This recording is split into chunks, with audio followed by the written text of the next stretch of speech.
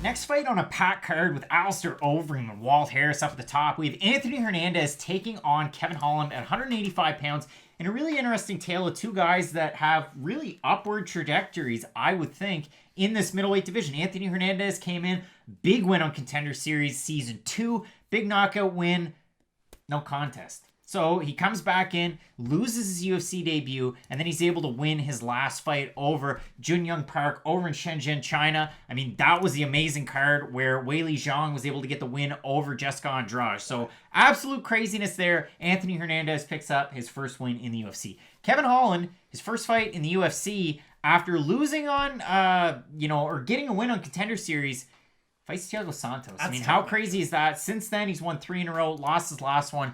What do you make of this one? So I think it's an interesting fight. Personally, I've been kind of disappointed with Kevin Holland throughout his UFC career. None of his wins are all that impressive. I know he was able to finish John Phillips, but and Gerald Meerschaert, I had thought won this fight.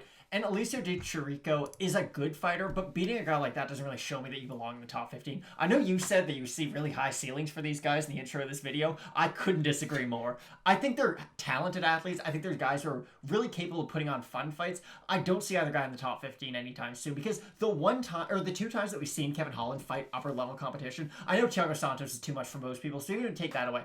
On days notice. On days notice. But the Brendan Allen fight was very telling because he kind of did to Kevin Holland what you assume Kevin Holland's able to do to other guys. I'm gonna say that was UFC Boston was that card, and he cracked Brendan Allen. I figured if that round was gonna end, the doctor might stop it, and all of a sudden Brendan Allen outlasts it, gets the finish, submits him. That's a common opponent between these two guys. Anthony Hernandez beat Brendan Allen to win the LFA middleweight title before he got a shot on Contender Series, whereas Kevin Holland, that's his last fight that he lost. I would bet all my life savings that Brendan Allen would beat both these guys in their next fight. I'm that confident. And I don't think either one of these guys can come at this point. I think it's going to be a fun fight. I think it's going to be an interesting fight, but I don't really see either one of these guys moving up the ranks all that much. I'm still going to side with Anthony Hernandez just because Kevin Holland hasn't shown me that he's capable of beating any top-tier fighter. Not to say Anthony Hernandez is a top-tier fighter, but I know what Kevin Holland's capable of, even against mid-tier guys. I'm not really sure what Anthony Hernandez is capable of at this stage in his career. So just for the unknown factor about his potential, I'm going to pick Anthony Hernandez. Yeah, and I mean, it'll be really interesting. To me, Anthony Hernandez fought a guy, Marcus Perez, who can do it in the striking department, who could, get it done with a submission like he did. For Kevin Holland, primarily a stand-up fighter, huge reach advantage in just about every fight he goes into. Going to have a height advantage, just total size advantage. Coming into this one, Holland actually a minus 120 favorite, Hernandez plus 100 underdog. Those odds are limited, and we're going off of averages. On Tapology, too, limited on the fan voting out of 186 votes, 81% picking a win for Holland, 83% picking a decision. Who are you going with here? Every time I say Kevin Holland's going to win, he doesn't. Every time I say he's going to lose, he wins. So I'm going to say Hernandez wins. I know I'm in the minority with that, but I just don't know what Kevin Holland's able to do to win this fight.